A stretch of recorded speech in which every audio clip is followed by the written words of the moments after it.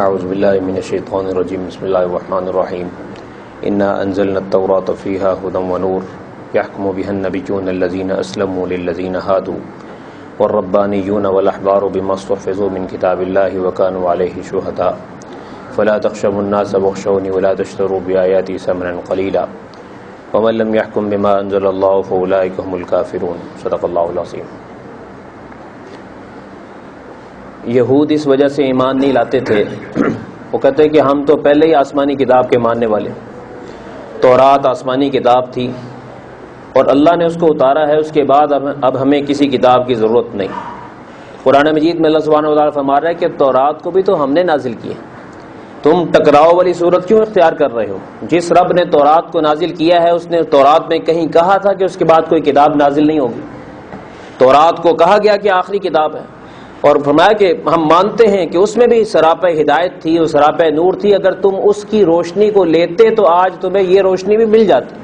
تم نے تورات کو مانا ہے لیکن تورات کی مانی نہیں، تورات کی مانتے تو تمہیں ایسے مسائل کا سامنا نہ کرنا پڑتا۔ اور پھر اس میں بھی تورات کے ذریعے انبیاء اللہ کے فرما بردار تھے، جو تورات میں کہا گیا اس کی بات کو آگے نقل کرتے تھے اور اس کے ذریعے فیصلے کرتے تھے۔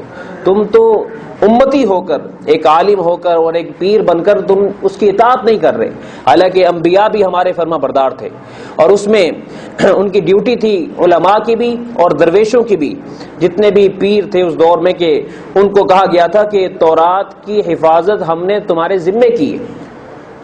یہ قرآن مجید کے بارے میں تو اللہ تعالیٰ کا فیصلہ نا کہ ہم نے اس کو اتارا ہے، ہم اس کے محافظ ہیں۔ تورات کے بارے میں کہا گیا تھا کہ یہ جو مشائخ اور علماء ہیں تم نے اس کی حفاظت کرنی، اور وہ نگران بھی تھے، لیکن انہوں نے کیا کیا کہ اس کی نگرانی نہیں کر سکے اور لالچ میں آ گئے اور اس میں تحریفات کر دیں، اور پھر نبی علیہ الصلوۃ والسلام کے ذکر کو مٹا دیا۔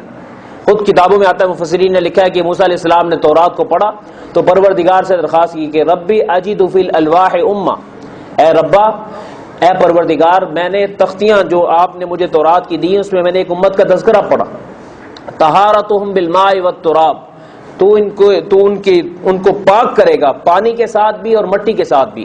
کیا مطلب؟ تو ان کو وضو بھی دے گا، تیمم بھی دے گا، جو تو نے کسی کو نہیں دیا۔ یا اللہ وہ امت مجھے دے دے۔ ربی اجد فی الالواح امتا کفارۃ خطایاہم الصلوات الخمس، یا اللہ ایک امت آپ ایسی بھیجنے والے ہیں جن کی 5 نمازیں تو ان کو دے گا۔ تو رات والوں کو نا 1 نماز ملی تھی اور ان سے 1 بھی نہیں پڑی گی، تو 5 نمازیں ملیں گی، اور فرمایا کہ وہ 5 نمازیں ایسی برکت والی ہوں گی کہ جو ایک نماز پڑھنے کے لیے آئے گا اس سے پچھلی نماز اور اس نماز کے درمیان کی ساری خطائیں معاف کر دی جائے گی۔ ایسی 5 نمازیں اس امت کی جو 5 وقت کے نمازی ہوں گے، ان کے گناہ روزانہ ہی اللہ جھاڑ دیا کرے گا، تاکہ آخرت میں ان کو ذلت کا سامنا نہ کرنا۔ رب اجد فی الالواح، اچھا یا اللہ وہ امت مجھے دے دے۔ رب اجد فی الالواح امہ، یا اللہ ایک امت کا تذکرہ پڑھ رہا ہوں، اناجیلہم فی صدورہم، کہ تو ان کے سینوں میں، ان امتیوں کے سینے میں اپنا کلام محفوظ کر دے گا۔ وہ کون سی امت ہوگی؟ وہ امت مجھے عطا کر دے۔ تو اس طریقے سے ذکر آتا ہے، ہم الشافعون والمشفعون، ایک امت ہے جس کا تذکرہ پڑھ رہا ہوں کہ وہ ایسے ہوں گے کہ قیامت کے روز ان میں سے جو بندے نبیوں کی نیابت کا کام کریں گے، اللہ ان کی سفارش سے لوگوں کو جنت میں داخل کرے گا اور ان کی سفارش کو قبول کیا جائے گا۔ ایسی امت آ رہی ہے۔ تو فرمایا کہ تورات میں اس کے تذکرے موجود، تورات میں ہدایت بھی ہے، نور بھی ہے، جو لینا چاہے تو اس کے لیے قرآن کو ماننا کوئی مشکل کام نہیں۔ اور نبیوں نے فیصلے کیے تورات کے ذریعے کیے، اپنی منمانی نہیں کی، تم اپنی منمانی کر رہے ہو، اور ان کو نگہبان بھی بنایا گیا تھا، وہ نگرانی کر نہیں سکے۔ اس لیے ہم تمہیں کہتے ہیں کہ ایمان میں جو رکاوٹ بنی ہوئی ہے نا، وہ یہ ہے کہ اگر ہم آخری نبی پر ایمان لے آئیں تو ہماری حیثیت یہ ہوگی کہ لوگ کہیں گے اب تو تم بڑے بنے، تم عام انسان بن گئے ہو۔ وجہ یہ ہے کہ جو تورات کا ماہر ہے وہ قرآن کا ماہر تو نہیں ہے، قرآن تو ابھی اتر رہا ہے، تو لہذا ان کی حیثیت، ان کی گدی، جس گدی پہ وہ بیٹھے ہوئے تھے وہ چھوڑنی پڑے گی، وہ عزت چھوڑنی پڑے گی، اور وہ عام انسان بن کے رہنا پڑے گا، ایک عام مسلمان بننا پڑے گا۔ وہ اس کی وجہ سے ڈرتے تھے کہ لوگ ہمیں چھوڑ دیں گے۔ تمہارے لوگوں کی پرواہ نہ کرو، اپنا ایمان بچاؤ، اللہ کو ساتھ لو اور اللہ کے احکام کو مانو، اور لوگوں کو بتاؤ کہ جو اللہ کا حکم ہے اس کو ماننا چاہیے، جو اللہ کے حکم کو نہیں مانتا فرمایا وہ کافر ہے۔ اگلی آیت میں جو اللہ کے حکم کو نہیں مانتا وہ ظالم ہے. جی دیکھیے انا انزلنا التوراۃ فیہا ھدی ونور، ہم نے تورات نازل کی اور اس میں بھی ہدایت اور روشنی ہے. یحکم بہا النبیون الذین اسلموا، اس پر پیغمبر اور جو اللہ کے فرما بردار تھے یہود کو حکم دیتے تھے. والربانیون، جو درویش علماء تھے. والاحبار، اور علماء. بما استحفظوا من کتاب اللہ، اس لیے کہ وہ اللہ کی کتاب کے محافظ بنائے گئے تھے. وکانوا علیہ شہداء، اور وہ اس کی خبر گیری پر مقرر تھے. یعنی قرآن اپنی تورات کے ذریعے نبی فیصلے بھی کیا کرتے تھے اور انہوں نے علماء اور درویشوں کی ڈیوٹی بھی لگائی تھی کہ تم نے اس کو آگے لوگوں کے درمیان نافذ بھی کرنا ہے اور اس کی نگرانی بھی کرنی ہے اور اس پر تم نگہبان بھی بنو گے. فلا تخشوا الناس بخشون، تو لوگوں سے مت ڈرو دین کے معاملے میں اور مجھ سے ڈرو. ولا تشتروا بآیاتی ثمنا قلیلا، اور میری آیتوں کے بدلے میں تھوڑا سا ثمن مت لو کہ دنیا کی چیزیں معمولی سی ہیں، آخرت کے مقابلے میں ان کی کوئی حیثیت نہیں. ومن لم يحكم بما انزل اللہ، اور جو کوئی اس فیصلے کو قبول نہ کرے، اس کے مطابق فیصلہ نہ کرے جو اللہ نے نازل کیا، جو حکم، فاولئک هم الکافرون، یہ لوگ تو کافر ہیں. جی اسی حوالے سے ایک دو باتیں کہ قرآن مجید کے بارے میں اللہ تعالیٰ نے یہ فیصلہ کیا کہ ہم نے اس کو اتارا ہے، ہم اس کے محافظ ہیں. ایسی برکت والی کتاب کے جناب سینے میں ایسے آتی کہ پتہ ہی نہیں چلتا، یعنی آج تک کسی حافظ کو پتہ نہیں کہ اس کے سینے میں ہے کہاں، لیکن جب وہ پڑھنا شروع ہوتا ہے تراویح کے اندر الف لام میم سے لے کے والناس تک پڑھ جاتا ہے اور پورا قرآن من و عن سنا دیتا ہے، جیسے حضور علیہ السلام نے بتایا تھا. 14-15 صدیاں گزر گئیں. مولانا قاسم نانوتوی رحمۃ اللہ علیہ حج پہ جا رہے تھے، کہتے بادبان کشتی تھی، یعنی جب ہوا چلتی تھی تو وہ کشتی سفر کرتی تھی، کئی مہینوں میں وہاں پہنچنا ہوتا تھا، بڑی مشکل سے جناب وہ سفر طے ہوتا تھا حج کا. تو اب کیا ہوا، رمضان کا مہینہ آ گیا، سمندر میں بیٹھے ہوئے ہیں، تو کہنے لگے تراویح ہو جائے. تو تراویح کے لیے جو امام صاحب آگے آئے وہ ان کو صورتیں یاد تھیں، حافظ نہیں تھے. تو مولانا قاسم نانوتوی رحمۃ اللہ علیہ فرماتے ہیں کہ میں نے اس وقت دعا کی کہ یا اللہ تیرا کلام یہ تو محنت سے نہیں آتا، یہ تو تیرے کرم سے آتا ہے، تو اپنا کرم فرما.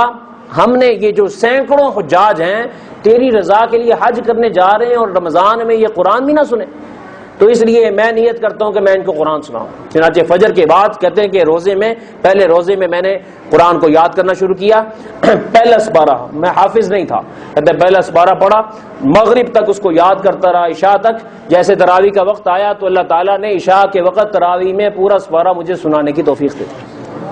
اسی طریقے سے دوسرے روزے میں پھر ہوا، دوسرا پارہ مجھے یاد ہی نہیں تھا لیکن میں پڑھ رہا تھا، یا اللہ تو نے کہلوانا، مجھے تو پتہ نہیں. اس طریقے سے 27-28 دنوں میں کہتے ہیں اللہ نے پورا قرآن میری زبان سے جاری کروا دیا. یہ اللہ کا کلام ہے، اس لیے اس کو کبھی بھی یہ نہ سمجھے کہ پتہ نہیں اس میں محنت ہے. اصل محنت نہیں، اصل فضل. ہاں محنت اس کا ادب ہے کہ اتنے بڑے کلام کے لیے محنت کرنی چاہیے، اور جس کو اللہ دے، آپ کے عزیز و قارب ہیں، ان سے درخواست کیا کریں خدا کے لیے اس کے تقدس کا خیال رکھیں، اس کے احترام کا خیال رکھیں. اور ہم معاشرے میں بھی حافظ کو عام لوگوں کے ساتھ نہیں بیٹھنا چاہیے، عام یانہ گفتگو نہیں کرنی چاہیے. ہم میں سے جو حافظ ہوں انہیں اس چیز کا خیال رکھنا چاہیے کیونکہ اللہ تعالیٰ نے ایک بہت بڑا شرف ان کو عطا کیا. اسی طریقے سے ایک اور بات امام محمد رحمۃ اللہ علیہ کے بارے میں آتی. محمد بن حسن شیبانی امام ابو حنیفہ رحمۃ اللہ علیہ کے پاس آئے، ان کی عمر تھی 7-8 سال. تو آ کر بیٹھ کے ان کے والد صاحب ان کو ساتھ لے کر آئے، کہنے لگے جی کہ میں بھی دین کا عالم بننا چاہتا ہوں. تو امام ابو حنیفہ رحمۃ اللہ علیہ کا معمول تھا کہ مدرسے میں صرف اس داخلے کے لیے شرط رکھی ہوئی تھی کہ حافظ قرآن ہونا شرط ہے، کیونکہ حافظ ہوگا تو احکام کو سمجھنے میں آسانی ہوگی، آیات کو نکالنے میں آسانی ہوگی، ریفرنس دینے میں آسانی ہوگی. تو کہتے ہیں کہ آپ پہلے حافظ بن کے آؤ. کہتے ہیں وہ چلے گئے، 1 ہفتے کے بعد واپس آ گئے. اگلے ہفتے پھر آگے بیٹھے ہوئے کہ داخلہ لینا ہے، کہ آپ کو پچھلے ہفتے کہا تھا کہ آپ حافظ بن کر آئیں تو پھر آپ جو ہے دوبارہ داخلہ آپ کو مل جائے گا، 2-3 سال جو آپ کے لگیں گے آپ اتنا وقت لگا کے آئیں. کہنے کہ اگر اللہ تعالیٰ نے مجھے 1 ہفتے میں حافظ بنا دیا ہوتا، 1 ہفتے میں حافظ بن گئے. تو اللہ تعالیٰ کا کلام ہے، مانگنے والا سچی طلب والا ہو اللہ تعالیٰ ایسے ادا کرتے ہیں. تو فرمایا کہ یہ تو قرآن مجید کی شان ہے، لیکن تورات کے معاملے میں تھا کہ علماء کی اور درویشوں کی اور مشائخ کے ذمہ تھا کہ اس کتاب کی نگرانی بھی کریں. لیکن نہ آج اس کی زبان محفوظ رہی، نہ اس کے احکام محفوظ رہے. چند ایک احکام ہوں گے بائبل میں، تلمود میں، وگرنہ وہ چیزیں ملتی نہیں ہیں. سب کچھ چند چیزیں ملتی ہیں، باقی ساری زبان پہ ختم ہو چکی. تو فرمایا کہ وَكَتَبْنَا عَلَيْهِمْ فِيهَا أَنَّ النَّفْسَ بِالنَّفْسِ وَالْعَيْنَ بِالْعَيْنِ. ایک دوسرا مسئلہ یہ تھا کہ مدینہ منورہ کے اندر ایک قبیلہ تھا بنو نذیر کا، طاقتور لوگ تھے، اور ایک قبیلہ یہود ہی کا تھا بنو قریظہ کا، کمزور لوگ تھے. تو آپس میں انہوں نے طے کیا کہ اگر بنو نذیر والے بنو قریظہ والوں کا کوئی بندہ ماریں گے تو جواب میں بندہ نہیں مرے گا کیونکہ ہماری طاقت زیادہ ہے, ہم دیت دیں گے, وہ بھی آدھی دیت دیں گے. اور ہاں بنو قریظہ والے اگر کچھ گڑبڑ کریں گے تو ہم پورا قصاص لیں گے. تو قرآن کہتا ہے کہ تم یہودی کہلاتے ہو, تورات کو مانتے ہو, تورات تمہیں یاد نہیں, ہم تمہیں یاد کراتے ہیں کہ تورات میں ہے کیا. وَكَتَبْنَا عَلَيْهِمْ فِيهَا, ہم نے تورات میں ان کے لیے لکھا تھا یہ حکم, أَنَّ النَّفْسَ بِالنَّفْسِ, کہ جان کے بدلے جان ہے, کسی بھی قبیلے کا انسان ہو, وَالْعَيْنَ بِالْعَيْنِ, آنکھ کے بدلے آنکھ, وَالْأَنْفَ بِالْأَنْفِ, ناک کے بدلے ناک, وَالْأُذُنَ بِالْأُذُنِ, کان کے بدلے کان, وَالسِّنَّ بِالسِّنِّ, دانت کے بدلے دانت, وَالْجُرُوحَ قِصَاص, اور زخموں کا قصاص بھی ہے, بدلہ ہے ان کے برابر ہے. فَمَن تَصَدَّقَ بِهِ فَهُوَ كَفَّارَةٌ لَهُ, جس نے معاف کر دیا تو وہ اس کے لیے کفارہ بن جائے گا. وَمَن لَّمْ يَحْكُم بِمَا أَنزَلَ اللَّهُ فَأُولَٰئِكَ هُمُ الظَّالِمُونَ, جو اللہ کے فیصلے کو ناقبول نہ کریں, اللہ کے احکام کے مطابق فیصلہ نہ کریں, وہ لوگ تو پھر ظالم ہیں. لہذا تم اپنے آپ کو سمجھ رہے ہو کہ شاید اللہ کی رحمت ہے ہم پر, ایسا نہیں ہے. تم اللہ کی رحمت سے نکلے ہوئے ہو, تم ظلم کی حدود میں داخل ہو گئے اور کفر کی حد میں چلے گئے ہو. تمہیں واپس آنا چاہیے, آخری نبی پر ایمان لانا چاہیے اور اپنے آپ کو آخری نبی کے سرنڈر ہونا چاہیے ان کے سامنے. جب تک نہیں کرو گے, جتنے بھی مجاہدے کر لو, تہجدیں پڑھ لو, ذکر اذکار کر لو, اللہ کا قرب نہیں مل سکتا. تو نبی علیہ السلام کے آنے کے بعد اب کوئی کتنے بھی مجاہدات کر لے, اللہ کا ولی نہیں بن سکتا, کیونکہ آپ علیہ السلام کی نبوت کو ماننا اس کے لیے ضروری ہے. اللہ تعالی ہمیں آپ علیہ السلام کی نبوت کی قدردانی کی توفیق عطا فرمائے. وآخر دعوانا الحمدللہ رب العالمین.